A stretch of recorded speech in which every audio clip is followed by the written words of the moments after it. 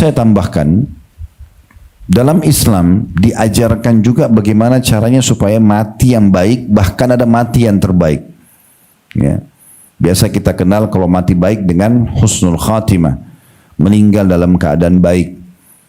Bagaimana tolak ukurnya? Meninggal dalam keadaan ibadah.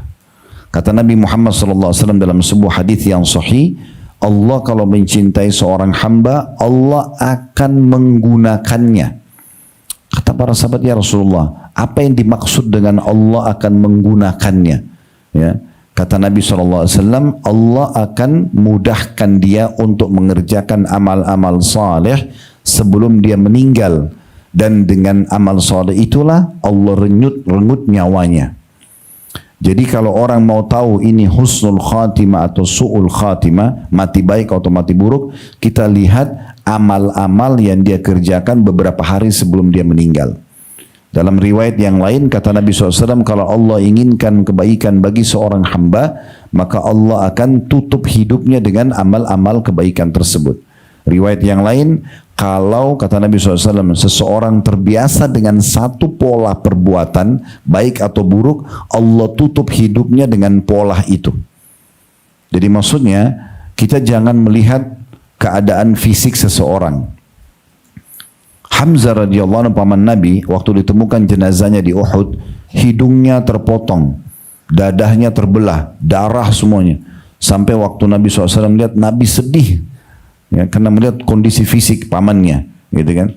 Tapi beliau adalah pimpinan para syuhada. Fisik ini tidak ada pengaruhnya. Mungkin ada orang meninggal, dia baru perawatan misalnya, kulitnya mulus, kemudian meninggal. Apakah itu berarti husnul khatimah? Belum tentu. Lihat amalnya sebelum dia meninggal.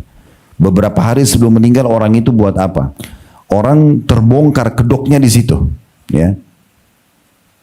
Jadi kalau dia terbiasa selama hidupnya buat kebaikan, Allah pasti akan buat dia buat kebaikan tersebut. Misalnya dia rutin sholat malam, dia rutin sedekah, dia rutin buat apa saja, maka Allah akan nanti buat dia melakukan itu, kemudian dia meninggal di atas keadaan itu. Tapi kalau dia misalnya biasa berbuat dosa dan tidak bertaubat, walaupun dia bisa rahasiakan di depan orang-orang, maka nanti Allah akan buat dia buat perbuatan itu dan Allah tutup hidupnya dengan itu. Jadi manusia tahu, oh ternyata dia ini pelaku dosa. Jadi seperti itu. Jadi jangan permalukan diri kita sendiri dengan juga mengurangi ya nanti yang bisa kita dapatkan setelah kematian. Artinya dengan sibuk berbuat dosa tidak taubat, walaupun dirahasiakan, toh nanti Allah akan bongkar pada saat mati dan kita rugi nanti menyesal pada saat setelah prosesi kematian itu. Oleh karena itu mulai sekarang harus sibuk dari kebaikan kepada kebaikan yang lain. Fahami baik-baik Bapak Ibu sekalian, kalau para sahabat Nabi walaupun di antara mereka ada yang dijamin masuk surga. Siapa yang tidak kenal Utsman bin Affan dijamin masuk surga? Tapi Utsman bin Affan dalam sebuah riwayat sahih pernah melewati kuburan, beliau nangis terisak-isak.